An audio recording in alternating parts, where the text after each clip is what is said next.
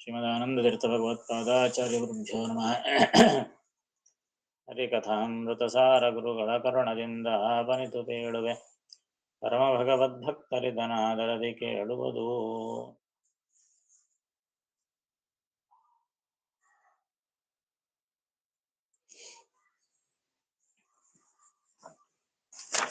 ಶ್ರವಣ ಮನಕಾನಂದವೀವುದು, ಭವಜನಿತ ದುಃಖಗಳ ಕಳೆವುದು, ವಿವಿಧ ಭೋಗಗಳಿಹ ಪರಂಗಳಲಿತ್ತು ಸಲಹ.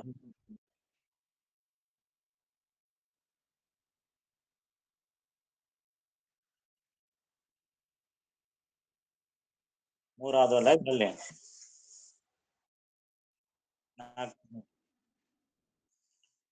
ಮನವಚನ ಕತಿ ದೂರ,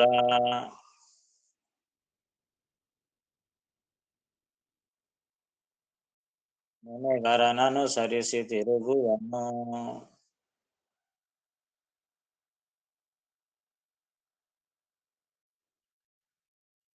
ಜಾಹ್ನವಿ ಜನಕ ಜನರೊಳಗಿದ್ದು,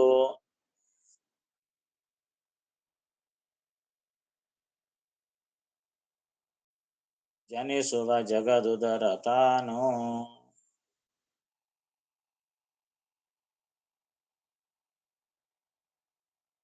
ಘನ ಮಹಿಮ ಗಂಗೆಯನುತ,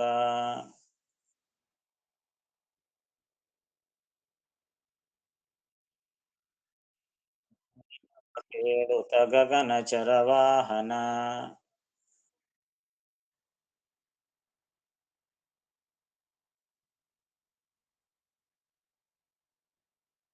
ದಿವವು ಕಸರೊಡನೆ ಚರಿಸುವ ಮನೆ ಮನೆಗಳಲ್ಲಿ.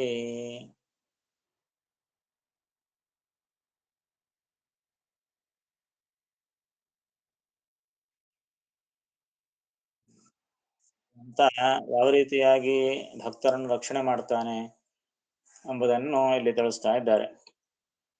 ಭಗವಂತ ಎಂಥವನು ಅಂತಂದ್ರೆ ಮನವಚನಕ್ಕೆ ಅತಿ ದೂರ. ಇದು ಒಂದು ಲಕ್ಷಣ, ಭಗವಂತನ ಲಕ್ಷಣಗಳಲ್ಲಿ ಇದು ಒಂದು ಲಕ್ಷಣ. ಭಗವಂತ ಎಂಥವನು ಅಂದ್ರೆ ಮನ ವಚನಕ್ಕೆ ಅತಿ ದೂರ, ಮನಸ್ಸಿಗೂ ವಚನಕ್ಕೂ ಅತಿ ದೂರನಾಗಿದ್ದಾನೆ ಭಗವಂತ.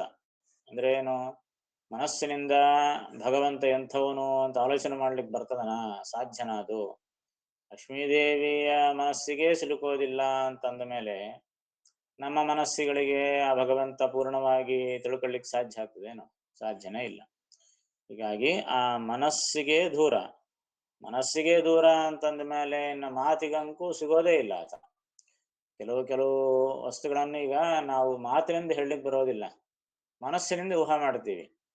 ಬಾಯಿ ಹೇಳಲಿಕ್ಕೆ ಮಾತುಗಳೇ ಇಲ್ಲರಿ ಅಂತಂತೀವಿ. ಹಾಗೆ ಮಾತಿನಿಂದ ಹೇಳಲಿಕ್ಕಾಗದೆ ಹೋದರೂ ಕೂಡ ಮನಸ್ಸಿನಿಂದ ಆಲೋಚನೆ ಮಾಡಬಹುದು.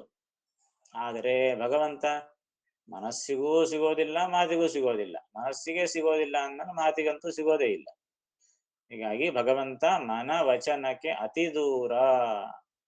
ಮನಸ್ಸಿನಿಂದನೂ ಆಲೋಚನೆ ಮಾಡಲಿಕ್ಕೆ ಭಗವಂತನ ಮಹಿಮೆ ಇಷ್ಟು ಅಂತ ಆಲೋಚನೆ ಮಾಡಲಿಕ್ಕೆ ಸಾಧ್ಯನೇ ಇಲ್ಲ. ಯಾವ ದೇವತೆಗಳ ಋಷಿಗಳ ಮಹತ್ವವನ್ನೇ ನಾವು ಆಲೋಚನೆ ಮಾಡ್ಲಿಕ್ಕೆ ಸಾಧ್ಯ ಇಲ್ಲ, ಇನ್ನು ಭಗವಂತನ ಮಹಿಮೆಯನ್ನು ಹೆಂಗ ಆಲೋಚನೆ ಮಾಡ್ಲಿಕ್ಕೆ ಸಾಧ್ಯ? ಹೀಗಾಗಿ ಅವನು ಮನಸ್ಸಿಗೂ ಸಿಗೋದಿಲ್ಲ, ಮಾತಿಗಂತೂ ಸಿಗೋದೆ. ಏನಂತ ಹೊಳ್ತೀವಿ ಭಗವಂತನನ್ನು? ಏನು ಹೊರಲಿಕ್ಕೆ ಸಾಧ್ಯನೇ ಇಲ್ಲ. ಲಕ್ಷ್ಮೀದೇವಿಗೆ ಸಾಧ್ಯ ಆಗೋಣಿಲ್ಲ. ವೇದಗಳಲ್ಲಿ ಭಗವಂತನ ಪೂರ್ಣ ಮಹಿಮೆ ಹೇಳಲಿಕ್ಕಾಗಿಲ್ಲ. ಅದಕ್ಕಾಗಿ ಅಂತಹ ಅನಂತವಾದ ಮಹಿಮೆ ಉಳ್ಳವನು ಭಗವಂತ. ಮನವಚನಕ್ಕೆ ಅತಿ ದೂರ, ಇದು ಒಂದು. ಇಷ್ಟಾದರೂ ಕೂಡ ಬಹಳ ದೂರ ಇದ್ದಾನ ಅಂತ ಹೇಳಿ ಕೈ ಬಿಟ್ಬಿಟ್ನಾ ನಮ್ಮನ್ನ? ಹಂಗ್ ಬಿಡ್ಲಿಲ್ಲಲ್ಲ. ಯಾರೋ ಬಹಳ ದೊಡ್ಡ ಪೋಸ್ಟ್ ನಲ್ಲಿ ಇದ್ದಾರಪ್ಪ, ಅವನ ಹತ್ತೆ ಹೋಗೋದೇ ಕಷ್ಟ, ಅಪಾಯಿಂಟ್ಮೆಂಟ್ ಸಿಗೋದೇ ಕಷ್ಟ. ಆದರೆ ಮತ್ತೆ ಅವನು ನಮ್ಮ ಜೊತೆಗೆ ಬಂದು ಆಟ ಆಡ್ತಾನೇನು? ಫ್ರೆಂಡ್ಶಿಪ್ ಮಾಡ್ಕೊಂತಾನ ನಮ್ಮ ಜೊತೆಗೆ? ಸಾಧ್ಯನೇ ಇಲ್ಲ. ಆದರೆ ಭಗವಂತ ಹಂಗಲ್ಲ, ಈ ಮನಸ್ಸಿಗೂ ಮಾತಿಗೂ ನಿಲುಕೋದಿಲ್ಲ ನೋಡಿದರೆ. ಆದರೆ ಆ ಭಗವಂತ ಮಾತ್ರ ಸದಾ ನಮ್ಮ ಹತ್ಲೆ ಇದ್ದು ನಮ್ಮನ್ನ ಅನುಸರಿಸಿ ತಿರುಗುತ್ತಾ ಇರ್ತಾನೆ. ಅದು ಆತನ ಅದ್ಭುತವಾದಂತ ಮಹತ್ವ. ನೆನೆವರನು ಅನುಸರಿಸಿ ತಿರುಗುವನು. ಇಷ್ಟವನು ದೊಡ್ಡ ಪೋಸ್ಟ್ ನಲ್ಲಿದ್ದಾಗ್ಯೂ ಕೂಡ, ಸಮಸ್ತ ಬ್ರಹ್ಮಾಂಡದ ಸೃಷ್ಟಿ ಸ್ಥಿತಿ ಲಯಾದಿಗಳನ್ನು ಮಾಡುವವನಾದಾಗ್ಯೂ ನೆನೆವರನು ಅನುಸರಿಸಿ ತಿರುಗುವನು. ತನ್ನನ್ನು ಯಾರು ನೆನೆಸ್ತಾ ಇರ್ತಾರೆ, ಯಾರು ಸ್ಮರಣೆ ಮಾಡ್ತಾರೆ, ಯಾರು ಭಜನೆ ಮಾಡ್ತಾರೆ, ಯಾರು ಕೀರ್ತನೆ ಮಾಡ್ತಾರೆ, ಯಾರು ಅವನ ಬಗ್ಗೆ ತಾನು ತಿಳ್ಕೊಳ್ಳಿಕ್ಕೆ ಪ್ರಯತ್ನ ಮಾಡ್ತಾರೆ, ಇಂತಹ ಸಜ್ಜನರು ಯಾರಿದ್ದಾರೆ ಅವರನ್ನು ಅನುಸರಿಸಿ ತಿರುಗುವನು. ಅವರಂತೆ ಅವರನ್ನು ಅನುಸರಿಸಿ, ಅವರಂತೆ ಅವರು ಹೇಳಿದಂತೆ ಭಕ್ತಾಪರ ಸಹಿಷ್ಣು ಭಕ್ತವತ್ಸಲ ಅಂತ ಕರೀತಾರೆ ಭಗವಂತನನ್ನು. ಹೀಗಾಗಿ ಅಂತಹ ಭಕ್ತರು ಹೇಳಿದಂತೆ ಅವರ ಜೊತೆಗೆ ತಾನು ತಿರುಗುತ್ತಾ ಇರ್ತಾನೆ. ಇದು ಭಗವಂತನ ಅದ್ಭುತವಾದಂತಹ ಮಹಿಮೆ. ದೊಡ್ಡ ಹುದ್ದೆಯಲ್ಲಿ ದೊಡ್ಡ ಪೋಸ್ಟ್ನಲ್ಲಿರೋರು ಸಣ್ಣವ್ರ ಜೊತೆಗೆ ಸಾಧಾರಣವಾಗಿ ಬೆರೆಯೋದಿಲ್ಲ. ನೀನ್ ನಡೆಯುವ, ನನ್ನ ಹತ್ರ ಬರ್ಲಿಕ್ಕೆ ಸಾಧ್ಯ ಇಲ್ಲ ಅಂತಂತಾರ. ಅಂತಹದ್ದು 14 ಭುವನ ಭಾಂಡಗಳಿಗೆ ಅಧಿಪತಿಯಾದಂತಹ ಭಗವಂತ ನಮ್ಮೆಲ್ಲರ ಜೊತೆಗೂ ಕೂಡ ತಿರುಗುತ್ತಾ ಇರ್ತಾನೆ, ಅನುಸರಿಸಿ ತಿರುಗುವನು. ಯಾರು ಅವನು? ಜಾಹ್ನವಿ ಜನಕ. ಅವನು ನೋಡ್ರಿ ಗಂಗಾ ಜನಕ. ಎಲ್ಲಾ ಲೋಕಗಳನ್ನೆಲ್ಲ ಪವಿತ್ರ ಮಾಡೋದು ಗಂಗಾ ನದಿ. ಆದರೆ ಆ ಗಂಗಾ ನದಿ ಕೂಡ ಆ ಭಗವಂತನ ಪಾದದಿಂದ ಹುಟ್ಟಿದ್ದು. ಅಂತಹ ಗಂಗಾ ಜನಕವನು, ಜಗತ್ತನ್ನೇ ಪವಿತ್ರ ಮಾಡತಕ್ಕಂತಹವನು. ಆ ಜಾಹ್ನವಿ ಜನಕ ಜನರೊಳಗಿದ್ದು ಜನಿಸುವ ಜಗದುದರ ತಾನು. ಜನರೊಳಗೆ ಇದ್ದು ಜನಿಸುವ ಎಲ್ಲ ಭಗವಂತನ ಅತಿ ವಿಚಿತ್ರವಾಗಿರತಕ್ಕಂತಹ ಮಹಿಮೆಗಳು. ಜನರೊಳಗಿದ್ದು ಎಲ್ಲಾ ಜನರಲ್ಲಿ ತಾನು ವ್ಯಾಪ್ತನಾಗಿದ್ದಾನೆ ಮತ್ತು ಜನಿಸುವ ತಾನು. ಜನರೊಳಗಿದ್ದು ಜನಿಸುವ, ಆ ಜನರಲ್ಲೇ ಇದ್ದಾನೆ ಮತ್ತು ಆ ಜನರಿಂದೇ ಹುಟ್ಟುತ್ತಾನೆ. ತಂದೆ ತಾಯಿಗಳಲ್ಲಿ ಇದ್ದೋ ಅವನೇ ಇದ್ದಾನೆ, ವ್ಯಾಪ್ತನಾಗಿದ್ದಾನೆ ಮತ್ತು ಮಗನಾಗಿ ಹುಟ್ಟಿ ಬರ್ತಾನೆ. ಹುಟ್ಟಿದ ಮಗನಲ್ಲಿ ಇದ್ದಾನೋ ಇಲ್ಲೋ. ಹೀಗಾಗಿ ಆ ಎಲ್ಲಾ ತಂದೆ ತಾಯಿಗಳಲ್ಲಿ ಇದ್ದವನು ಅವನೇ. ಮತ್ತೆ ಆ ಪುತ್ರ ಸಂತಾನ ಉತ್ಪತ್ತಿ ಆಗೋದು ಆ ಭಗವಂತನಿಂದೆ. ಆ ಮಗನಲ್ಲಿ ಇದ್ದುಕೊಂಡು ತಾನು ಹುಟ್ಟಿ ಬರ್ತಾನೆ ಮತ್ತ. ಹೀಗಾಗಿ ತಂದೆ ಅನಿಸ್ಕೊಂತಾನೆ, ತಾಯಿ ಅನಿಸ್ಕೊಳ್ತಾನೆ, ಮಗ ಅನಿಸ್ಕೊಳ್ತಾನೆ, ಎಲ್ಲರಲ್ಲಿ ತಾನು ವ್ಯಾಪ್ತನಾಗಿದ್ದಾನೆ. ಹೀಗಾಗಿ ಜನರೊಳಗಿರ್ತಾನೆ ಮತ್ತು ತಾನು ಜನಿಸ್ತಾನೆ. ಜಗದುದರ ತಾನು. ಇಷ್ಟೆಲ್ಲ ಆದ್ರೂ ಜಗದುದರ ಅವನು, ಎಲ್ಲಾ ಜಗತ್ತನ್ನು ತನ್ನ ಹೊಟ್ಟೆಯಲ್ಲಿ ಇಟ್ಕೊಂಡವನು. ಇದು ವಿಚಿತ್ರವಾದಂತಹ ಮಹಿಮೆ. ಎಲ್ಲ ಜಗತ್ತನ್ನೂ ತನ್ನ ಹೊಟ್ಟೆಯಲ್ಲಿ ಇಟ್ಕೊಂಡಿದ್ದಾನೆ, ತಾನೂ ಎಲ್ಲರ ಹೊಟ್ಟೆಯಲ್ಲಿ ಇದ್ದಾನೆ, ಎಲ್ಲರ ಹೊಟ್ಟೆಯಿಂದನೂ ಹೊರಕ್ಕೂ ಬರ್ತಾನೆ. ಇದು ಭಗವಂತನ ವಿಚಿತ್ರವಾದಂತಹ ಮಹಿಮೆ. ಜನರೊಳಗಿದ್ದು ಜನಿಸುವ ಜಗದುದರ. ಘನಮಹಿಮ ಗಂಗೆಯನುತ ಗಾಯನವ ಕೇಳುತ್ತ. ಇಲ್ಲಿ ಎರಡು ರೀತಿಯಾಗಿ ಅನ್ವಯ ಮಾಡಬಹುದು. ಭಗವಂತ ಘನಮಹಿಮ. ಘನಮಹಿಮ ಅಂತಂದ್ರೆ ಅದ್ಭುತವಾದಂತಹ ಮಹಿಮೆಯುಳ್ಳವನು. ಅಂತಹ ಭಗವಂತ ಗಾಂಗೇಯನುತ. ಗಾಂಗೇಯನುತ, ಗಾಂಗೇಯ ಅಂತಂದ್ರೆ ಗಂಗಾಪುತ್ರ ಗಾಂಗೇಯ. ಗಂಗಾಪುತ್ರನಾಗಿರತಕ್ಕಂತಹ ಭೀಷ್ಮಾಚಾರ್ಯರಿಂದ ನುತ ಅಂದ್ರೆ ಸ್ತೋತ್ರ ಮಾಡಲ್ಪಟ್ಟಂತಹ ಮಹಾಮಹಿಮೆ ಭಗವಂತ.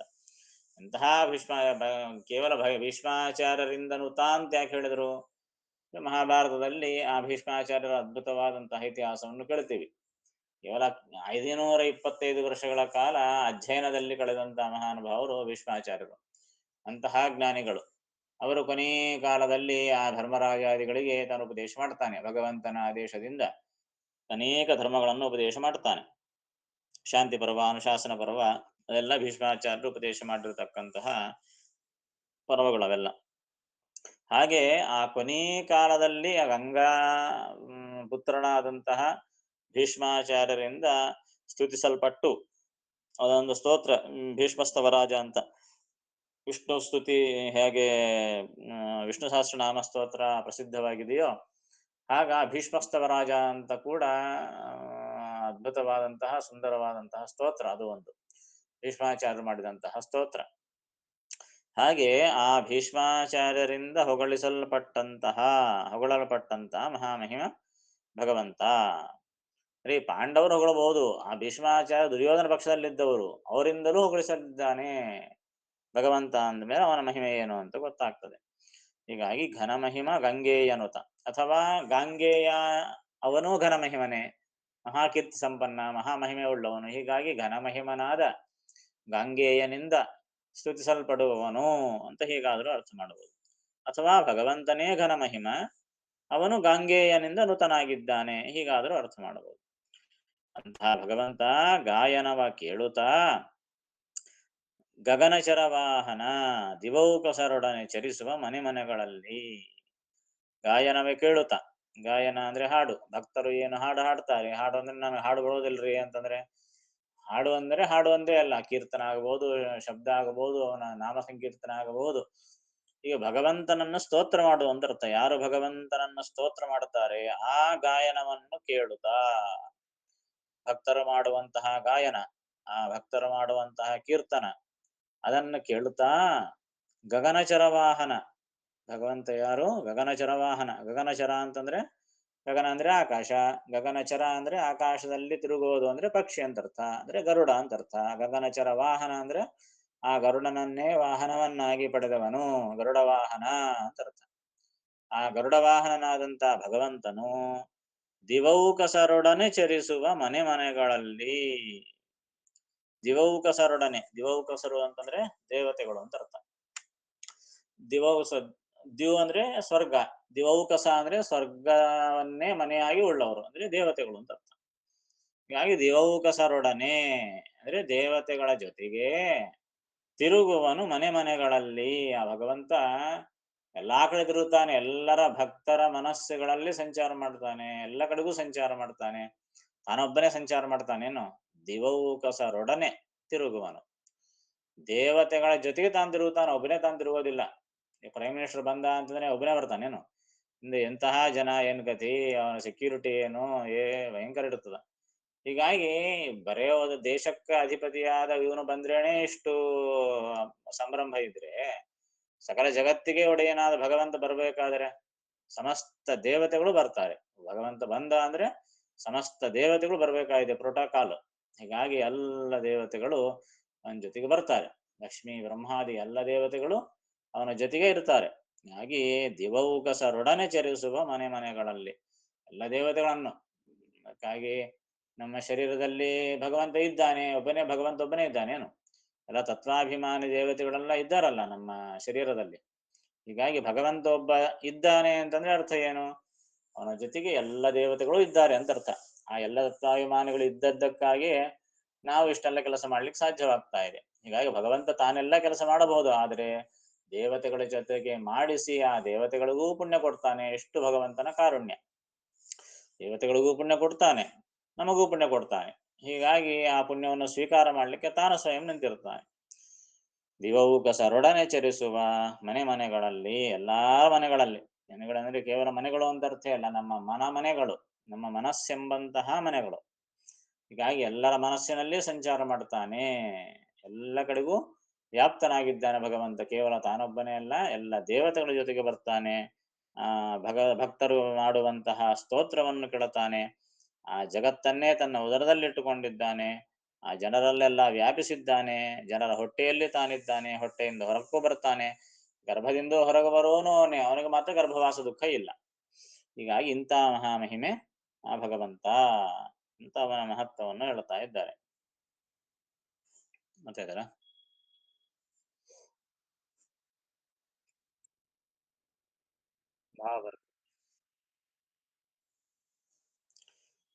ಶ್ರೀಹರಿ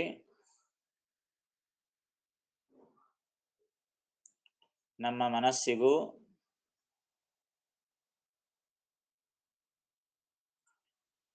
ಮಾತುಗಳಿಗೂ ಪೂರ್ತಿಯಾಗಿ ತಿಳಿಯದವನು, ಪೂರ್ತಿಯಾಗಿ ತಿಳಿಯದವನು.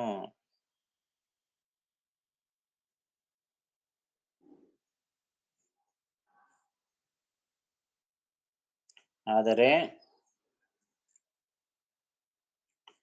ತನ್ನನ್ನು ಸ್ಮರಿಸುವವರನ್ನು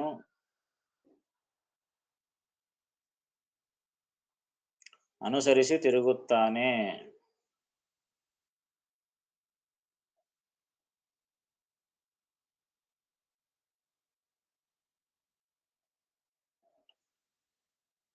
ಗಂಗಾಜನಕನಾದ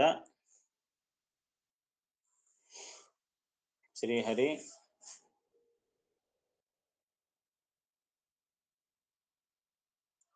ಜಗತ್ತನ್ನು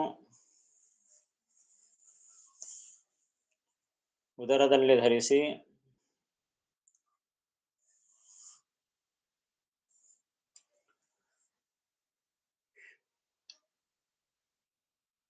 ಜನರೊಳಗೆ ಇದ್ದು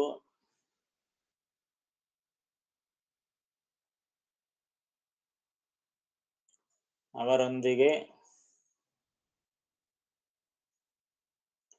ಅವರೊಂದಿಗೆ ತಾನೂ ಜನಿಸುತ್ತಾನೆ.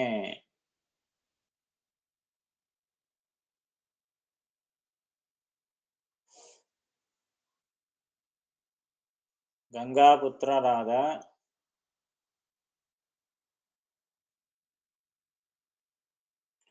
ಭೀಷ್ಮರಿಂದ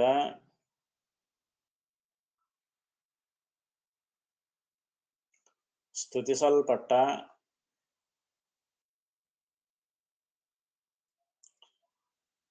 ಅಪಾರ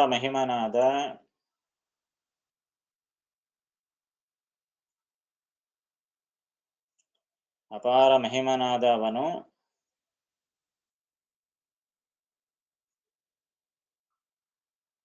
ಭಕ್ತರ ಸ್ತೋತ್ರವನ್ನು ಕೇಳುತ್ತಾ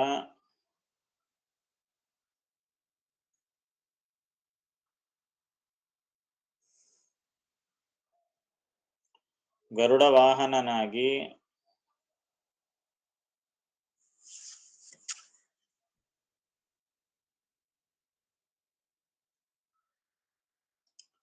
ದೇವತೆಗಳ ಜೊತೆಗೆ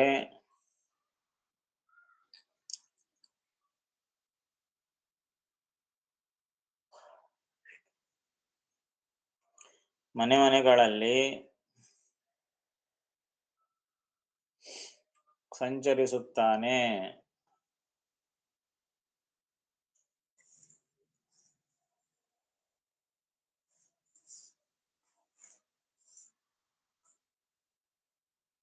ಕಠಿಣ ಪದಗಳಲ್ಲಿ ಗಾಂಗೇಯ ಅಂದ್ರೆ ಭೀಷ್ಮಾಚಾರ್ಯರು ಅಂತ ಬರ್ಕೊಳ್ರಿ.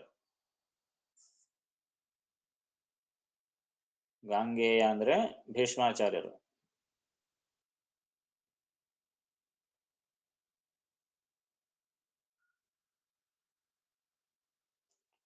ಜಾಹ್ನವಿ ಅಂತಂದ್ರೆ ಗಂಗಾ ಅಂತ ಅರ್ಥ. ಜಾಹ್ನವಿ ಅಂದ್ರೆ ಗಂಗಾ.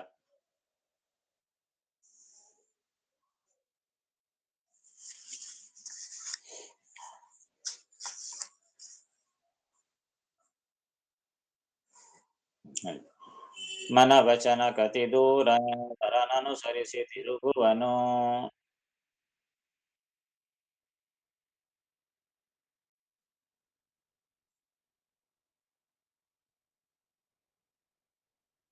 ಜಾಹ್ನವಿ ಜನಕ ಜನರೊಳಗಿದ್ದು ಜನಿಸುವ ಜಗದುದರ ತಾನೋ.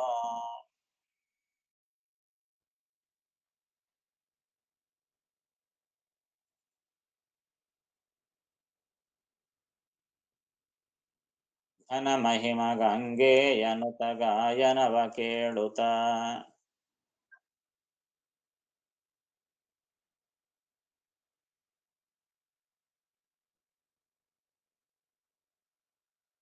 ಚರವಾಹನ ದಿವೌಕಸರೊಡನೆ ಚರಿಸುವ ಮನೆ ಮನೆಗಳಲ್ಲಿ.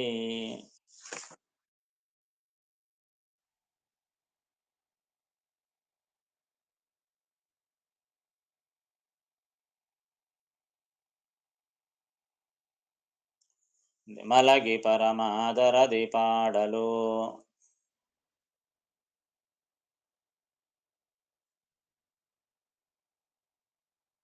ಕುಳಿತು ಕೇಳುವ ಕುಳಿತು ಪಾಡಲು.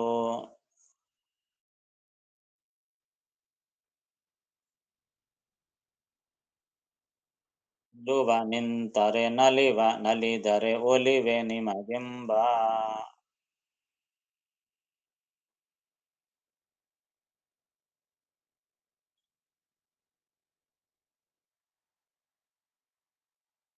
ಸುಲಭನೋ ಹರಿ ತನ್ನವರ ನರಗಳಿಗೆ ಬಿಟ್ಟಗಲನು.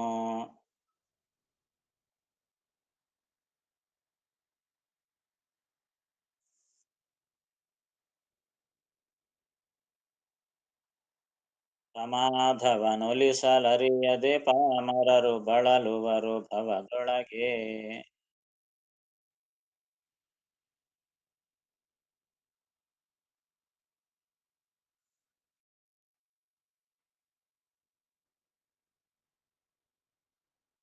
ಭಗವಂತನ ಒಲಿಸುವಂತಹ ರೀತಿ, ಭಗವಂತನು ಭಕ್ತರಿಗೆ ಒಲಿಯುವಂತಹ ರೀತಿ, ಇದನ್ನು ಸುಂದರವಾಗಿ ಇಲ್ಲಿ ತಿಳಿಸ್ತಾ ಇದ್ದಾರೆ. ಭಗವಂತ ಏನ್ ಅಂದ್ರೆ ಭಗವಂತನ ಭಜನೆ ಮಾಡೋದು, ಭಗವಂತನನ್ನು ಒಲಿಸಿಕೊಳ್ಳುವುದು ಬಹಳ ಸುಲಭಪ್ಪ. ನೀವು ಒದ್ದಾಡಬೇಡ್ರಿ.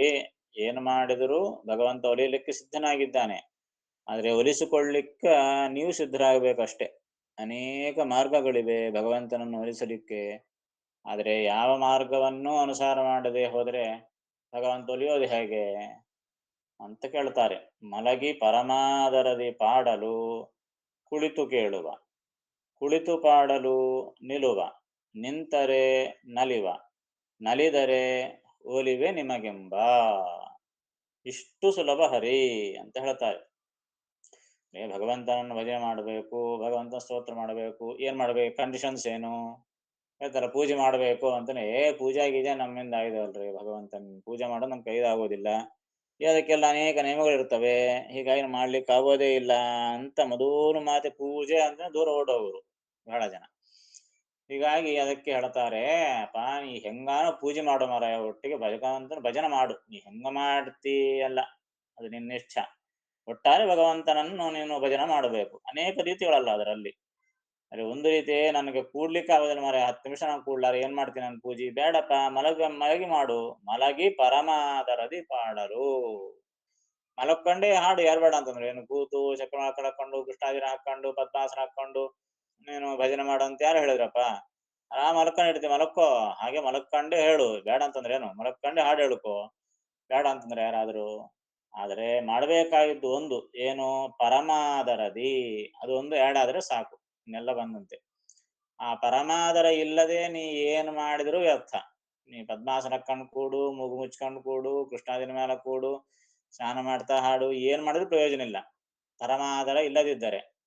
ಅದೇ ಪರಮಾದರ ಅಂಬೋದು ಒಂದು ಸೇರಿಬಿಟ್ರೆ ನೀ ಏನು ಮಾಡಿದ್ರು ಭಗವಂತ ಒಲಿದು ಬಿಡ್ತಾನೆ. ಮಲಗಿ ಮಲಗಿ ಹಾಡು, ಆದರೆ ಹೆಂಗ ಹಾಡಬೇಕು? ಪರಮಾದರದಿ ಹಾಡಬೇಕು. ಪರಮಾದರ ಅಂಬುದು ಸೇರಿಸು, ಅಲ್ಲಿ ಮುಗಿದೋಯ್ತು, ಎಲ್ಲ ಬಂದೋಯ್ತು ಅದರಲ್ಲೇ. ಮಲಗಿ ಪರಮಾದರದಿ ಪಾಡಲು. ಪರಮ ಆದರದಿಂದ. ಆದರ ಅಂದ್ರೆ ಅರ್ಥ ಏನು? ಭಕ್ತಿ ಅಂತ ಅರ್ಥ. ಆ ಭಕ್ತಿ ಎಂಬುದು ಸೇರಿರಬೇಕು. ಭಕ್ತಿ ಸೇರಿದಾಗೆ ಎಲ್ಲ ಪ್ಲಸ್ ಪಾಯಿಂಟ್ ಆಗಿ ಹೋಗ್ತದೆ. ಭಕ್ತಿ ಒಂದು ಇದ್ದಿಲ್ಲ ಅಂದ್ರೆ ಎಲ್ಲ ಮೈನಸ್ ಪಾಯಿಂಟ್ ಆಗಿ ಹೋಗ್ತದೆ. ಲಕ್ಷಾಂತರ ರೂಪಾಯಿ ಖರ್ಚು ಮಾಡಿ ದೊಡ್ಡ ದೊಡ್ಡ ಹೋಮ ಮಾಡಿದ್ರು ಕೂಡ ಅಲ್ಲಿ ಭಕ್ತಿ ಎಂಬುದು ಇದ್ದಿಲ್ಲ ಅಂದ್ರೆ ಮುಗಿದೋಯ್ತು, ಅಷ್ಟೆಲ್ಲ ಲಕ್ಷ ರೂಪಾಯಿ ವ್ಯರ್ಥ. ಒಂದೇ ಒಂದು ಭಕ್ತಿ ಇತ್ತು, ಏನು ಇದ್ದಿಲ್ಲ ಅಲ್ಲಿ, ಸಾಗೆಲ್ಲ ಸಾರ್ಥಕ. ಹೀಗಾಗಿ ಭಗವಂತ ನೋಡುವುದು ಆ ಭಕ್ತಿಯನ್ನು. ಅದಕ್ಕಾಗಿ ನೀನು ಮಲಗಿ ಹಾಡ್ತೀಯ, ಕೂತು ಹಾಡ್ತೀಯ ಎಂಬುದು ಪ್ರಧಾನವಲ್ಲ. ಮಲಗಿ ಪರಮಾದರದಿ ಪಾಡಲು, ಅತ್ಯಂತ ಭಕ್ತಿ. ಭಕ್ತಿಯಿಂದ ನೀನು ಮಲಗಿ ಹಾಡಿದ್ರು ಕೂಡ ಭಗವಂತ ಏನ್ ಮಾಡ್ತಾನಂತೆ? ಕುಳಿತು ಕೇಳುವ. ಕೂತು ಕೇಳ್ತಾನಂತೆ. ಅಪ್ಪ ನೀನು ಮಲಕ್ಕೊಂಡು ಹಾಡ್ತಿದ್ದೀಯಲ್ಲೋ, ಸಾಕು, ಬಹಳ ಸಂತೋಷ ಆಯ್ತು ನನಗೆ. ನಾನು ಕೂತ್ಕೊಂಡು ಕೇಳ್ತೀನಿ, ನಿನ್ ಬಗಲಿಗೆ ಕೂತ್ಕೊಂಡು ಕೇಳ್ತೀನಿ, ಎಲ್ಲಿ ಓಡೋಗಲ್ಲ ಅಂತ ಅರ್ಥ. ಕೂತ್ ಕೇಳ್ತೀನಿ. ಎಲ್ಲ ಹೇಳ್ತಾರಲ್ಲ, ನಿಂತು ಆಡ್ತಾ ಇದ್ರೆ ಯಾಕೆ ನಿಂತು ಮಾತಾಡ್ತೀಯೋ, ಕೂಡು ಕೂಡು ಅಂತಂತಾರೆ. ಅಂದ್ರೆ ಯಾಕೆ ಸುಮ್ಮನೆ ನಿಂತು ನಿಂತು ಕಾಲು ಸೋರ ಆಗ್ತದ, ಕೂಡಪ್ಪ ಸ್ವಲ್ಪ ಅಂದ್ರೆ ಹೆಚ್ಚೊತ್ತು ಮಾತಾಡ್ಬೋದು ಅಂತ ಕೂತ್ರೆ. ಈಗ ಭಗವಂತ ಅಂತಾನೆ, ನೀ ಮಲಕ್ಕೊಂಡು ಹಾಡು, ಆರಾಮಾಗಿ ಮಲಕ್ಕೊಂಡು ಹಾಡು, ನಾ ಕೂತ್ಕೊಂಡು ಕೇಳ್ತೀನಿ, ಎಲ್ಲಿ ನಾ ಓಡೋಗಲ್ಲ, ಕೂತ್ಕೊಂಡು ಕೇಳ್ತೀನಿ. ಮಲಗಿ ಪರಮಾದರದಿ, ನೀ ಪರಮಾದರದಿಂದ ಹೇಳ್ತಾ ಇದೀಯಲ್ಲ ಅದಕ್ಕೆ ನಾ ಕೂತ್ಕೊಂಡೆ ಅಂತಂತಾನೆ. ಮಲಗಿ ಪರಮಾದರದಿ ಪಾಡಲು ಕುಳಿತು ಕೇಳುವ. ಅಯ್ಯೋ ಶಕ್ತಿ ಬಂತಪ್ಪ ನನಗೆ, ಕೂತ್ಕೊಂಡು ಹಾಡಿದೆ ನಾ ಕೂತ್ಕೊಂಡು ಹಾಡ್ತೀನಿ, ಕೂತ್ ಹಾಡು. ಕುಳಿತು ಪಾಡಲು, ಭಗವಂತ ನಿಲುವ ಅಂತ ನಿಂತ್ಕೊಂಡ್ಬಿಡ್ತಾನಪ್ಪ. ಕೂತ್ಕೊಂಡು ಹಾಡ್ತಿದ್ದಾನಪ್ಪ ಇವನು, ನಾನು ನಿಂತ್ಕೊಳ್ತೀನಿ. ಯಾರನ್ನ ಓಡೋಗೋರು ನಿಂತ್ಕೊಂತ ನೋಡ್ರಿ, ರೆಡಿ ಅಂತ, ರೆಡಿ ಟು ಗೋ ಅಂತಂತಾರಲ್ಲ, ಆಗ ಭಗವಂತ ನಿಂತ್ಕೊಂಡ್ಬಿಡ್ತಾನಂತೆ. ಬರ್ತೀನಿ ಮಾರಾಯ, ನಿನ್ನ ಎಲ್ಲೋ ದೂರ ಇದ್ರು ನಿಂದಿರ್ತಾನ ನಿನ್ನ, ಬರ್ತೀನಪ್ಪ, ನೀನ್ ಹತ್ಲೆ ಬರ್ತೀನಿ ಅಂತ. ಹಾಗೆ ನಾವು ಕುಳಿತುಕೊಂಡು ಹಾಡಿದ್ರೆ ಭಗವಂತ ನಿಲುವ. ಯಾರಾದ್ರೂ ದೊಡ್ಡವರು ಕೂತ್ರೆ ನಾವು ನಿಂತ್ಕೊಂಡಿರ್ತೀವಿ, ಹಾಗೆ ತೋರಿಸ್ತಾನಂತೆ. ನೀ ಕೂತ್ಕೊಂಡು ಹಾಡ್ತಿದ್ದೀಯಲ್ಲೋ ಮಾರಾಯ, ನಾನ್ ನಿಂತ್ಕೊಂತೀನಪ್ಪ, ಹಾಡ ನನಗೆ ಸಂತೋಷ ಆಯ್ತು ಅಂತ ಭಗವಂತ ನಿಂತುಕೊಂಡು ಕೇಳ್ತಾನಂತೆ. ನಾವೇ ನಿಂತು ಬಿಟ್ರೆ, ನಿಂತರೆ, ನಾವೇ ನಿಂತರೆ ನಲಿವ. ನೆಕ್ಸ್ಟ್ ಸ್ಟೇಜ್ ಭಗವಂತ, ನೀನ್ ನಿಂತುಕೊಂಡಿಯಲ್ಲ, ನಂಗೆ ಆನಂದ ಆಯ್ತು, ನಾನು ಡ್ಯಾನ್ಸ್ ಮಾಡ್ತೀನಿ ಅಂತ ನಾಟ್ಯ ಮಾಡ್ಲಿಕ್ಕೆ ಶುರು ಮಾಡ್ಬಿಡ್ತಾನೆ ಭಗವಂತ. ಏನು ಒಂದೊಂದು ಸ್ಟೇಜ್ ನೋಡ್ರಿ. ನಾವು ಮಲಕ್ಕೊಂಡಿವಿ, ಭಗವಂತ ಕೂತ್ಕೊಂಡ. ನಾವು ಕೂತ್ಕೊಂಡಿವಿ, ಭಗವಂತ ನಿಂತ್ಕೊಂಡ. ನಾವು ನಿಂತ್ಕೊಂಡಿವಿ, ಭಗವಂತ ನಾಟ್ಯ ಮಾಡ್ಲಿಕ್ಕೆ ಪ್ರಾರಂಭ ಮಾಡಿಬಿಟ್ಟ. ಭಕ್ತಿಗೆ ಭಗವಂತ ಯಾವ ರೀತಿಯಾಗಿ ಒಲಿತ, ನಮ್ಮಕ್ಕಿಂತಲೂ ಒಂದು ಸ್ಟೇಜ್ ಮೇಲೆ ಇರ್ತಾನೆ ಭಗವಂತ, ಹೊರತು ಕೆಳಗಿರೋದಿಲ್ಲ. ಬೇಕಾಗಿದ್ದು ಮಾತ್ರ ಪರಮಾದರದಿ. ಅದು ಎಲ್ಲ ಕಡೆಗೂ ಇರಬೇಕು. ಮಲಗಿ ಪರಮಾದರದಿ ಪಾಡಲು, ಮಲಗಿ ಪಾಡಲು ಪರಮಾದರ ಇರಬೇಕು. ಕುಳಿತು ಪಾಡಲು ಪರಮಾದರ ಇರಬೇಕು, ನಿಂತು ಪಾಡಲು ಪರಮಾದರದೇ ಇರಬೇಕು.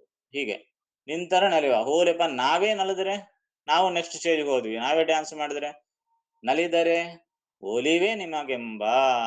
ನೀನು ನಲಿದು ಭಜನೆ ಮಾಡ್ತಾ ಇದ್ದಿ, ನಿನ್ನ ನಾ ಒಲ್ತು ಬಿಟ್ಟಿನಪ್ಪ, ಅನುಗ್ರಹ ಮಾಡಿಬಿಟ್ಟೆ ಅಂತ ಭಗವಂತ ನಮಗೆ ತನ್ನ ಅನುಗ್ರಹವನ್ನೇ ಕೊಟ್ಟು ಬಿಡ್ತಾನೆ.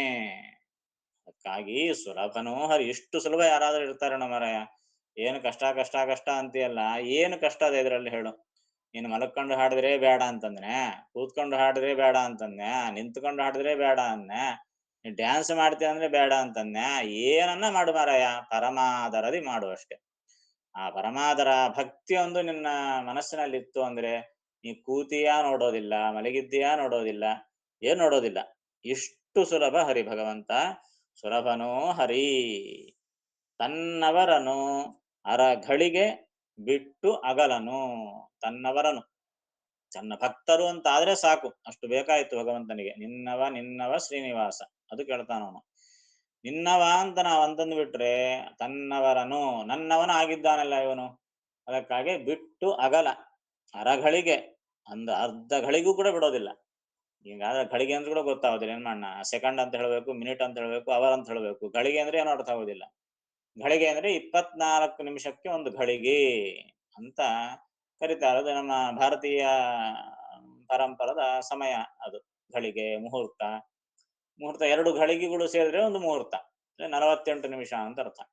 ಸೊ 24 ನಿಮಿಷ ಆದ್ರೆ ಒಂದು ಘಳಿಗೆ, 48 ನಿಮಿಷ ಆದ್ರೆ ಒಂದು ಮುಹೂರ್ತ. ನಾವು ಮಾತಾಡೋ ಕಾಲಕ್ಕೆ ಹೇಳ್ತೀವಲ್ಲ, ಏನ್ರಿ ಒಂದು ನಿಮಿಷ ಕೂಡ ಬಿಟ್ಟಿರೋದಿಲ್ಲ ಅಂತಂತೀವಿ, ಇಲ್ಲ ಹಾಗ ಹಿಂದೆ ಹೇಳೋ ಸಂಪ್ರದಾಯ, ಒಂದು ಘಳಿಗೂ ಕೂಡ ಬಿಟ್ಟಿರೋದಿಲ್ಲ ಅಂತಾರೆ. ಘಳಿಗೆ ಅಂದ್ರೆ 24 ನಿಮಿಷ ಅಂತ ಅರ್ಥ. ಅಂದ್ರೆ ಯಾವಾಗಲೂ ಇದ್ದೇ ಇರ್ತಾನೆ ಅಂತ ಅರ್ಥ. ಅರಘಳಿಗೆ, ಅರ್ಧ ಘಳಿಗೆ ಕೂಡ ತನ್ನವರನ್ನು ಬಿಟ್ಟು ಅಗಲನು. ಅಗಲೋದು ಅಂತಂದ್ರೆ ಹೋಗೋದು ಅಂತ ಅರ್ಥ, ಬಿಟ್ಟಿರೋದು ಅಂತ ಅರ್ಥ. ಬಿಟ್ಟಿರೋದಿಲ್ಲ, ಬಿಟ್ಟು ಅಗಲನು ಅಂದ್ರೆ ಬಿಟ್ಟು ದೂರ ಹೋಗುವುದಿಲ್ಲ. ತನ್ನವರು ಅಂತ ತಾನು ಅಂದುಕೊಂಡ್ರೆ ಸಾಕು, ಅರಘಳಿಗೆ ಕೂಡ ಅವರನ್ನು ಬಿಟ್ಟು ತಾನು ಹೋಗುವುದೇ ಇಲ್ಲ. ಇಷ್ಟು ಸುಲಭನಾದ್ರೂ ಕೂಡ ಜನ ಏನಂತಾರಪ್ಪ, ರಮಾಧವನ ಒಲಿಸಲು ಅರಿಯದೆ ಪಾಮರರು ಬಳಲುವರು ಭವದೊಳಗೆ. ಇಂತಹ ರಮಾಧವ, ರಮಾಧವ ಅಂತಂದ್ರೆ ಲಕ್ಷ್ಮೀಪತಿ, ಧವ ಅಂದ್ರೆ ಗಂಡ, ರಮಾಧವ ರಮಾಪತಿ, ಲಕ್ಷ್ಮೀಪತಿ ಅಂತ ಅರ್ಥ. ಲಕ್ಷ್ಮೀಪತಿಯಾದ ಭಗವಂತನನ್ನು ರಮಾಧವನ ಒಲಿಸಲು ಅರಿಯದೆ. ಇಷ್ಟು ಭಗವಂತ ಸುಲಭನಾದಾಗ್ಯೂ ಕೂಡ ಭಗವಂತನನ್ನು ಒಲಿಸುವ ಹಾದಿ ಹೇಗೆ, ಭಗವಂತ ಒಲಿಬೇಕಾದ್ರೆ ಏನು ಮಾಡಬೇಕು ಅಂತ ಕೇಳ್ತಾರಲ್ಲ ಜನ. ಏನ್ ಆಶ್ಚರ್ಯ ಅಂತಂತಾರ ದಾಸರಾಯರು. ಇಲ್ಲ ಏನ್ ಮಾಡಿದ್ರು ಒಲಿತೀನಿ ಅಂತ ಅನ್ನುವಾಗ ಏನ್ ಮಾಡ್ಬೇಕು ಅಂತ ಕೇಳ್ತಾರಲ್ಲ ಜನ. ಏನಿದೆ ಆಶ್ಚರ್ಯ? ಹೆಂಗ ಬರ್ಬೇಕ್ರಿ ಎಕ್ಸಾಮು? ಮರ ಹೆಂಗನ್ನೋ ಒಂದು ಬರೆಯೋ ಮರಯ ಅಂತಂದ್ರೆ ಹೆಂಗ ಬರ್ಬೇಕು ಅಂತ ಕೇಳ್ತೀಯಲ್ಲೋ ಅಂತಂದ ಹಂಗಾಯ್ತು. ನೀ ಹೆಂಗ ಯಾವ ರೀತಿಯಾಗಾದ್ರೂ ನೀನ್ ಭಜನೆ ಮಾಡು. ಇಷ್ಟು ಆಪ್ಷನ್ಸ್ ನಿನಗೆ ಕೊಡ್ತಾ ಇದ್ರೆ, multiple choice, fill in the blanks ಕೂಡ ಅಲ್ಲ, ಎಲ್ಲ ಮಲ್ಟಿಪಲ್ ಚಾಯ್ಸ್. ಯಾವ್ದೋ ಒಂದು ಟಿಕೆಟ್ ಸಾಕು ಮಾರ್ಕ್ ಹಾಕ್ತೀನಿ ಅಂತ ಅಂದ್ಬಿಟ್ರೆ ಹೆಂಗಿರ್ತದ? ಹಂಗದ. ಯಾವುದೇ ಆಪ್ಷನ್ ತಗೋ ನೀನು, ನಾನು ಒಲಿತೀನಿ. ನೋಡ್ರಿ ಎಕ್ಸಾಮ್ ಹಿಂಗ್ ಇಟ್ರೆ ಎಷ್ಟು ಚಂದ ಇರ್ತದಲ್ಲ. 4 ಕೊಟ್ಟುಬಿಟ್ಟು ಯಾವ್ದ್ರಾಗನ ಟಿಕ್ ಹಾಕ್ರಪ್ಪ, ನಾ ಮಾರ್ಕ್ ಕೊಡ್ತೀನಿ ಅಂತಂದ್ರೆ ಎಲ್ಲರೂ ಎಕ್ಸಾಮ್ ಬರೀತಾರ ಅವಾಗ. ಹಂಗದ ಭಗವಂತ ಹೇಳಿದ್ದು. ಎಲ್ಲಾ ಆಪ್ಷನ್ಸ್ ಕೊಡ್ತಾ ಇದ್ದೀನಿ ನಿನಗೆ, ಯಾವ್ದೋ ಒಂದು ಆಪ್ಷನ್ ಚೂಸ್ ಮಾಡ್ಕೊ.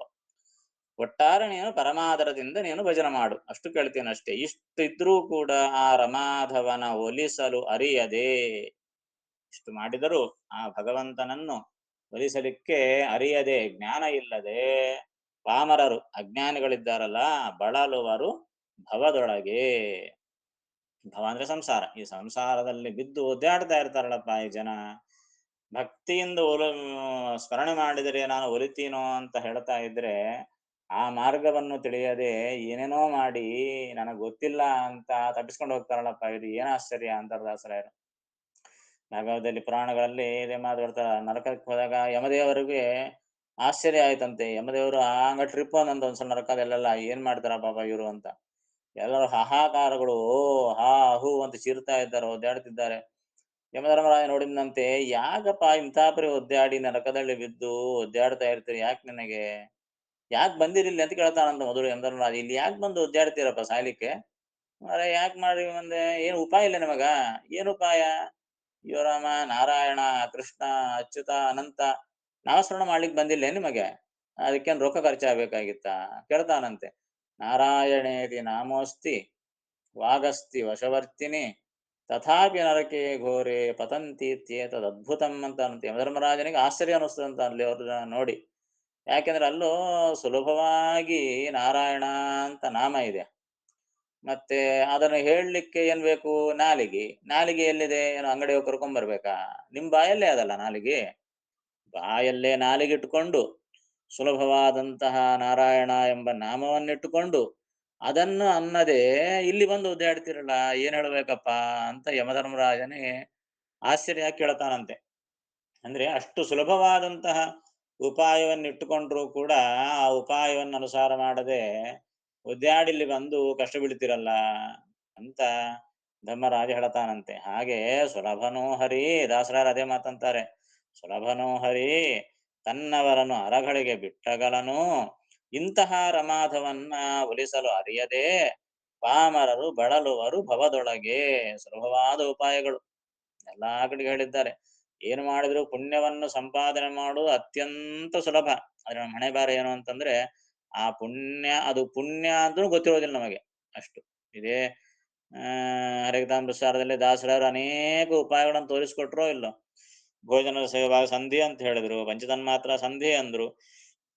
ಜೀವನದಲ್ಲಿ ನೀವು ಏನು ಮಾಡಿದ್ರು ಅದರಿಂದ ಪುಣ್ಯ ಸಾಧನೆ ಮಾಡಬಹುದು. ಎದ್ದು ಕೂತು ನಡೆದು ಮಾಡಿ ತಿಂದ್ರೆ ಕೂಡ ನೀವು ಪುಣ್ಯ ಸಂಪಾದನೆ ಮಾಡ್ಕೊಳ್ತೀರಿ.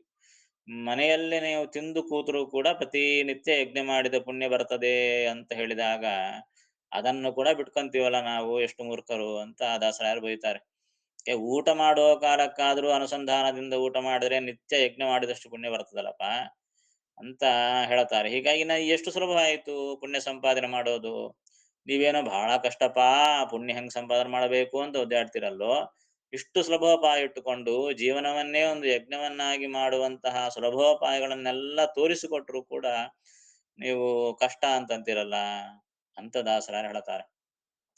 ಹೀಗಾಗಿ ಮಲಗಿ ಪರಮಾದರದಿ ಪಾಡಲು ಕುಳಿತು ಕೇಳುವ. ಇಲ್ಲಿ ಮತ್ತೊಂದು ಅರ್ಥ ಕೇವಲ ಸುಮ್ಮನೆ ಹಂಗಾದ್ರೆ ಪೂಜೆ ಮಾಡೋದೇ ಬೇಡಪ್ಪ, ನಿತ್ಯ ಮಲ್ಕೊಂಡು ಹಾಡಾಡ್ತಾ ಕೂತಿದ್ರೆ ಆಯ್ತಲ್ಲ ಅಂತಂದ್ರೆ. ಹಿಂಗೂ ನಮ್ಮವ್ರು ಯಾಕೋ ಬಹಳ ಬುದ್ಧಿವಂತರು ನಮ್ಮವರು. ಯಾಕೋ ಹೇಳ್ಯಾರ ದಾಸರಾಯರು. ಸೊ ಪೂಜಾ ಇಲ್ಲ ಪುನಸ್ಕಾರ ಬಂದ್ ನಾಳಿಂದ ಏನೋ ಒಂದಿಷ್ಟು ಸಂಜಾನನ ದೇವ್ರ ಪೂಜೆ ಅಂತ ಮಾಡ್ತಾ ಇದ್ರು, ಅದನ್ನು ಬಿಟ್ಬಿಟ್ರೆ ಆಯ್ತು. ಏನೋ ಒಂದಿಷ್ಟು ಭಜನೆ ಗಿಜನೆ ಮಾಡ್ತಾ ಇದ್ವಿ, ಅದನ್ನ ಬಿಟ್ಬಿಟ್ರೆ ಆಯ್ತಲ್ಲ. ಸುಮ್ಮನೆ ಮಲ್ಕೊಂಡು ಹಾಡಾಡ್ತಾ ಇದ್ರೆ ಆಯ್ತು. ಭಗವಂತ ಕೂತ್ ಕೇಳ್ತಾನಲ್ಲ, ಇನ್ನೆಷ್ಟು ಸುಲಭ ಅಂತ ಹೇಳ್ಯಾರಲ್ಲ ಭಗವಂತ. ಎಲ್ಲಾ ಆಪ್ಷನ್ಸ್ ಕೊಟ್ಟಾಗ ಆಪ್ಷನ್ ಚೂಸ್ ಮಾಡ್ಕೊಂಡ್ರೆ ಆಯ್ತು ಅಂತಂಬೋ ಮಹಾನ್ ಭಾವರು. ಅದಕ್ಕಾಗಿ ದಾಸರ ಹೇಳ್ತಾರೆ, ಸುಮ್ಮನೆ ಮಲಗಿ ಅಂದ್ರೆ ಏನ್ ಬರೇ ಮಲಗಿ ಅಂತ ಅರ್ಥ ಅಲ್ಲಪ್ಪ.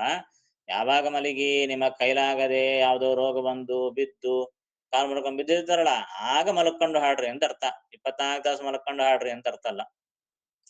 ನಿಮಗೆ ಯಾವಾಗ ಕೂತು ಮಾಡ್ಲಿಕ್ಕಾಗಿಲ್ಲೋ ಆಗ ಮಲಗ್ರಿ ಅಂತ ಅರ್ಥ ಹೊರತು 24 ತಾಸು ಮಲಗಿ ಹಾಡಿದ್ರೆ ಸಾಕು ಅಂತ ಅರ್ಥ ಅಲ್ಲ. ಅನಿವಾರ್ಯವಾಗಿ ಏನು ಹೇಳಿರ್ತಾರಲ್ಲ ಆವಾಗ ಅಂತ ಅರ್ಥ. ಹೀಗಾಗಿ ಆವಾಗ ಮಲಗಿ ಪರಮಾದರದಿ ಪಾಡಲು ಕುಳಿತುಕೊಂಡು ಕೇಳ್ತಾನೆ.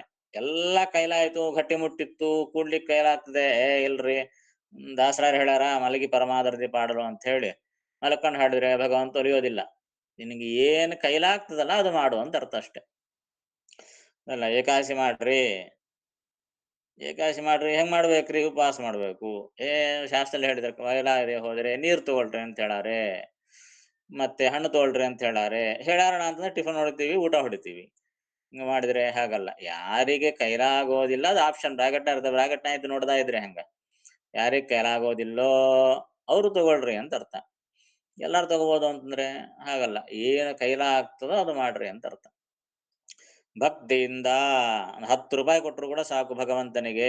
ಶಾಸ್ತ್ರ ಹೇಳದೆ ಭಕ್ತಿ ಪ್ರಧಾನ, ಎಷ್ಟು ಕೊಟ್ಟಿರಿ ಅನ್ನೋದು ಪ್ರಧಾನ ಅಲ್ಲ. ನೀವು ಮತ್ತೆ ಕೋಟ್ಯಾಂತರ ಆಸ್ತಿ ಇದ್ರು ಕೂಡ 10 ರೂಪಾಯಿ ಹುಂಡಿಯಲ್ಲಿ ಹಾಕಿ ಕೃಷ್ಣಾರ್ಪಣ ಮಸ್ತು ನಂಗೆ ಭಕ್ತಿ ಇದೆ ಸಾಕು, ದಾಸರಾರು ಭಕ್ತಿ ಮಾಡಂದಾರಷ್ಟೇ ಅಂತಂದ್ರೆ ಬಿಡ್ತಾನೆ ಅಷ್ಟೇ ಭಗವಂತ. ಮತ್ತೆ ಅದೇ 10 ರೂಪಾಯಿ ಕೊಡ್ತಾನೆ ಅಷ್ಟೇ ನಿಮಗೆ. ಹೀಗಾಗಿ ಯಾರಿಗೆ ಆಗೋದಿಲ್ಲ ಅವರಿಗೆ, ಯಾರಿಗೆ ಎಷ್ಟು ಕಾಲ ಆಯ್ತು ಅಷ್ಟು. ಕೋಟಿ ರೂಪಾಯಿ ಇದ್ದವನು ಕೂಡ 10 ರೂಪಾಯಿ ಹಾಕಿದ್ರೆ ಲಾಭಿಲ್ಲ. ಆಗ ಎಲ್ಲ ಕಡೆಗೂ ಕೂಡ ಇದೊಂದು ಅಂಡರ್ಸ್ಟುಡ್. ಅದು ಏನು, ಯಾರಿಗೆ ಯಥಾಶಕ್ತಿ ಅಂತ. 100 ರೂಪಾಯಿ ಕೊಡ್ಲಿಕ್ಕೆ ಕೈಲಾದ್ರೆ 100 ರೂಪಾಯಿ ಕೊಡ್ಬೇಕು. 100 ರೂಪಾಯಿ ಕೊಡ್ಲಿಕ್ಕೆ ಕೈಲಾಗದಿದ್ದವನು ಕೂಡ 10 ರೂಪಾಯಿ ಕೊಟ್ರೆ ಒಪ್ಪೋದಿಲ್ಲ. ಹೀಗಾಗಿ ಮಲಗಿ ಪರಮಾದರದಿ ಅಂತಂದ್ರೆ ಯಾರಿಗೆ ಕೈಲಾಗೋದಿಲ್ಲೋ, ಏನ್ ರೋಗಾದಿಗಳಿಂದ ಒದ್ದಾಡ್ತಿರ್ತಾರೋ ಅವರು ಮಲಕ್ಕಂಡು ಹಾಡಿದ್ರು ಕೂಡ ಭಗವಂತ ಕೇಳ್ತಾನೆ. ಇವನು ಮಲಕ್ಕಂಡು ಹಾಡ್ಯಾನ ಅಂತ ನೆಗ್ಲೆಕ್ಟ್ ಮಾಡೋದಿಲ್ಲ. ಹಾಗನ್ ಮಾತು. ಅಂದ್ರೆ ರೂಲ್ಸ್ ಅಂಡ್ ರೆಗ್ಯುಲೇಷನ್ ಸ್ವಲ್ಪ ಬಿಡಿಸ್ತಾನೆ ಕಲಾವಿದ ಇದ್ದವರಿಗೆ. ಇಲ್ಲಪ್ಪ ನಾನು ಕೂತ್ಕೊಂಡು ಹೇಳ್ಲಿಕ್ಕೆ ಕೈಲಾಗ್ತದೆ. ಕೂತು ಹೇಳು. ಆಗ ನಾನು ನಿಂತು ಕೇಳ್ತೀನಿ. ಎಲ್ಲಿ ಓಡೋಗೋದಿಲ್ಲ, ನಿಂತು ಕೇಳ್ತೀನಿ ಅಂತ ಅರ್ಥ. ನೀನು ಕೂತ್ಕೊಂಡು ಆಡ್ತಿದ್ದೀಯಲ್ಲ ಕೈಲಾಗೋದಿಲ್ಲ. ಇಲ್ಲ ನಾನು ನಿಂತ್ಕೊಂಡು ಆಡ್ಲಿಕ್ಕೆ ಕೂಡ ಕೈಲಾಗ್ತದೆ. ನಿಂತ್ಕೊಂಡು ಅರ್ಘ್ಯ ಕೊಡ್ತೀನಿ. ಅರ್ಘ್ಯ ಕೊಡೋಕಾಗ ನಿಂತ್ಕೊಂಡು ಕೊಡ್ಬೇಕು. ನಿಂತ್ಕೊಂಡೇ ಕೊಡ್ಬೇಕು. ಕೈಲಾಗಿಲ್ಲ ಕೂಡು ಎರಬೇಡ ಅಂತಂದ್ರು. ಕೂತು ಮಾಡ್ಲಿಕ್ಕೆ ಕೂಡ ಸಂಜಾನ ಕೈಲಾಗೋದಿಲ್ಲ, ಮಲ್ಕೋ, ಮಲ್ಕೊಂಡು ಜಪ ಮಾಡು, ಮಲ್ಕೊಂಡು ಹಾಡು ಹಾಡ್ಕೋ ಸಾಕು. ಹೀಗೆ ಯಾವ ಯಾವ ಸ್ಟೇಜ್ನಲ್ಲಿ ಏನು ಕೈಲಾಗ್ತೋ ಅದು ಮಾಡ್ಬೇಕು. ನನಗೆ ನರ್ತನ ಮಾಡಿ ಸೇವೆ ಮಾಡ್ಲಿಕ್ಕೆ ಕೈಲಾಗ್ತದೆ, ಏಕಾದಶಿ ದಿವಸ ಆರಾಮಾಗಿ ಭಜನೆ ಮಾಡಿ ನರ್ತನ ಮಾಡ್ತೀನಿ, ಮಾಡು ಎರಬೇಡ ಅಂತಂದ್ರು. ಹಾಗೆ ಮಾಡಬೇಕು ಕೈಲಾದರೆ. ಕೈಲಾಗಿದ್ದಿಲ್ಲ ಕೂತ್ಕೋ, ಇನ್ನೂ ಕೈಲಾಗಿಲ್ಲ ಮಲಕ್ಕೋ. ಹೀಗೆ ಆಪ್ಷನ್ಸ್ ಅಷ್ಟೇ ಹೊರತು ಸದಾಕಾಲ ನಾನು ಈ ಕೈಲಾದ್ರೂ ಕೂಡ ಮಲಕ್ಕಂತೀನಿ, ಕೈಲಾದ್ರೂ ಕೂಡ್ತೀನಿ ಅಂದ್ರೆ ಕೇಳೋದಿಲ್ಲ. ಅದಕ್ಕಾಗಿ ಇಷ್ಟು ಆಪ್ಷನ್ಸ್ ಯಾಕೆ ಕೊಟ್ಟಿದ್ದಾನೆ ಅಂದ್ರೆ ನಮ್ಮ ಶಕ್ತಿಗೆ ಅನುಗುಣವಾಗಿ ಏನು ಮಾಡಿದರೂ ಕೂಡ ಭಗವಂತ ಅದರ ಹಿನ್ನೆಲೆಯಲ್ಲಿ ಭಕ್ತಿ ಅದು ಇಲ್ಲೂ ನೋಡ್ತಾನೆ. ನಿಜವಾಗಿ ಪರಮಾದರ ಜಯಂತಿ ಯಾಕೆ ಕೊಟ್ರು ಅಂದ್ರೆ ನಿಜವಾಗಿ ಭಕ್ತಿ ಇದ್ದವನು ರೂಲ್ಸ್ ಅಂಡ್ ರೆಗ್ಯುಲೇಷನ್ಸ್ ಫಾಲೋ ಆಗೇ ಆಗ್ತಾನಲ್ಲ.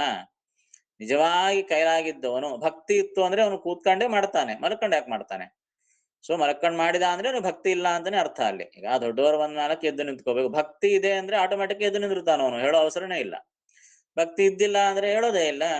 ಹೀಗಾಗಿ ಎಲ್ಲ ಕಡೆಗೂ ಭಕ್ತಿ ಮುಖ್ಯ. ಭಕ್ತಿ ಮುಖ್ಯ ಅಂದ ಕೂಡ್ಲೆ ಭಕ್ತಿ ಇದ್ದವನು ಆಟೋಮ್ಯಾಟಿಕ್ ಇವೆಲ್ಲ ಮಾಡಿಬಿಡ್ತಾನೆ. ಅದಕ್ಕಾಗಿ ಆ ಭಕ್ತಿಯಿಂದ ಮಾಡ್ರಿ. ಅದಕ್ಕೆ ಆ ರೀತಿಯಾಗಿ ಮಾಡಿದಾಗ ಭಗವಂತ ಸುಲಭನು, ತನ್ನವನ್ನು ಬಿಟ್ಟು ಹೋಗೋದಿಲ್ಲ. ಇಷ್ಟೆಲ್ಲ ಕೊಟ್ಟರೂ ಕೂಡ ಇನ್ನ ಒಲಿಸೋದಿಲ್ಲ, ಇನ್ನ ಕೈಲಾಗೋದಿಲ್ಲ ಅಂದ್ರೆ ಅವರು ಪಾಮರರು, ಅವರು ಮೂರ್ಖರು, ಅಜ್ಞಾನಿಗಳು. ಅಂತಹ ಅವರು ಸಂಸಾರದೊಳಗೆ ಬಿದ್ದು ಒದ್ದಾಡ್ತಾ ಇರ್ತಾರೆ ಅಂತ ಆ ಭಗವಂತನ ಅಪಾರವಾದ ಕಾರುಣ್ಯ ಗುಣವನ್ನು ಅನೇಕ ರೀತಿಯಿಂದ ಹೇಳ್ತಾ ಇದ್ದಾರೆ. ಅರ್ಥ ಆಯ್ತಲ್ಲ?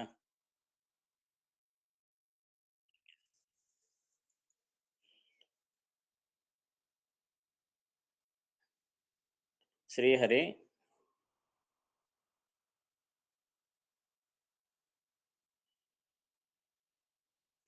ಭಕ್ತರು ಮಲಗಿ ಹಾಡಿದರು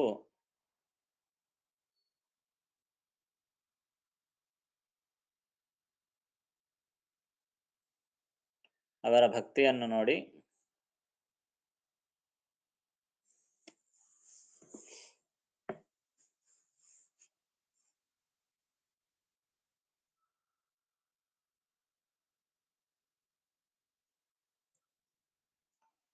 ತಾನು ಕುಳಿತು ಕೇಳುತ್ತಾನೆ.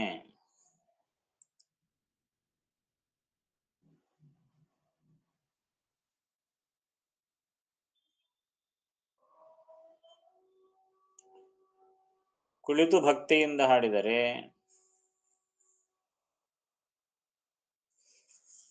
ಕುಳಿತು ಭಕ್ತಿಯಿಂದ ಹಾಡಿದರೆ ನಿಂತು ಕೇಳುತ್ತಾನೆ.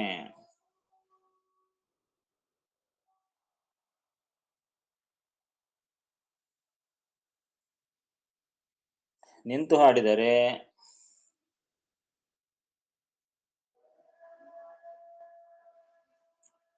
ನಲಿದು ಕೇಳುತ್ತಾನೆ.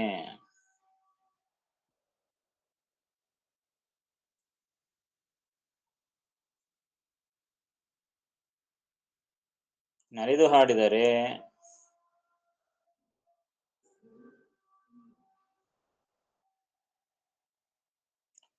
ನಲಿದು ಹಾಡಿದರೆ ನಿಮಗೆ ಒಲಿವೆನು ಎನ್ನುತ್ತಾನೆ. ನಿಮಗೆ ಒಲಿವೆನು ಎನ್ನುತ್ತಾನೆ.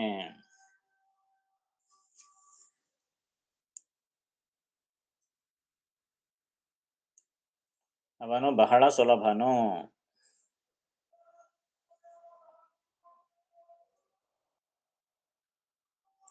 ತನ್ನ ಭಕ್ತರನ್ನು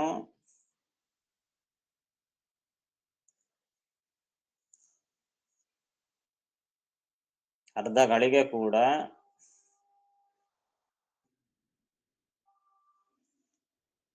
ಬಿಟ್ಟು ಹೋಗುವುದಿಲ್ಲ.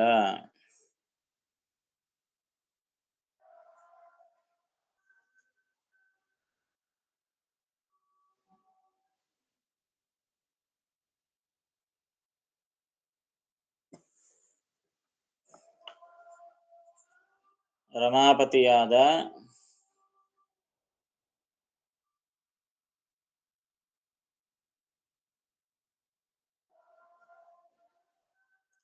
ಅವನನ್ನು ಒಲಿಸಲು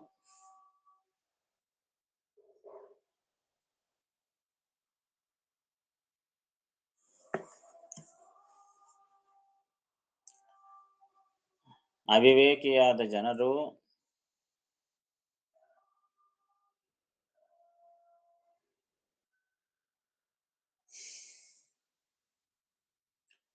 ಸಂಸಾರದಲ್ಲಿ ಕಷ್ಟಪಡುತ್ತಾರೆ.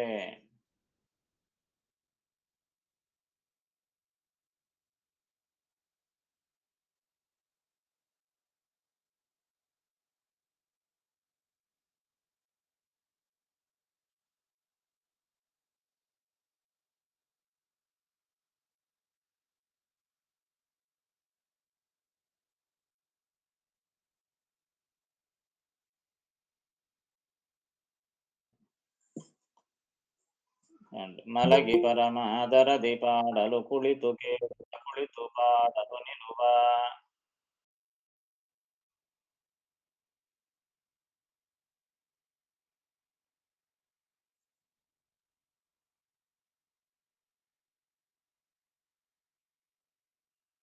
ತಾರೆ ನಲಿವ ನಲಿದರೆ ಒಲಿವೆ ನಿಮಗೆಂಬ.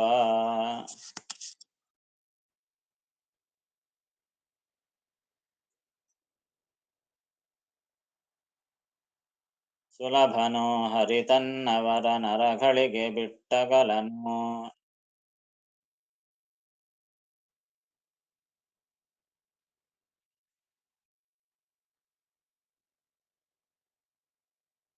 ಪ್ರಮಾಥವನೊಲಿಸಲರಿಯದೆ ಪಾಮರರು ಬಳಲುವರು ಭವದೊಳಗೆ.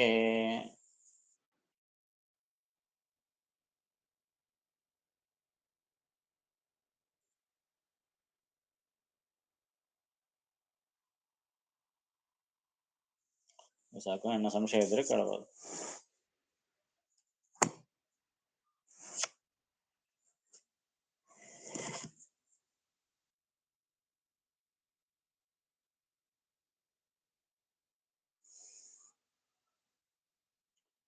ಮತ್ತೆ ನಾಳೆ ಕೋಣಂತೆ. ಶ್ರೀಕೃಷ್ಣ ಅರ್ಪಣಮಸ್ತು. ನಮಸ್ಕಾರ. ನಮಸ್ಕಾರ ಆಚಾರ್ಯ. ಹರೇ ಶ್ರೀನಿವಾಸ.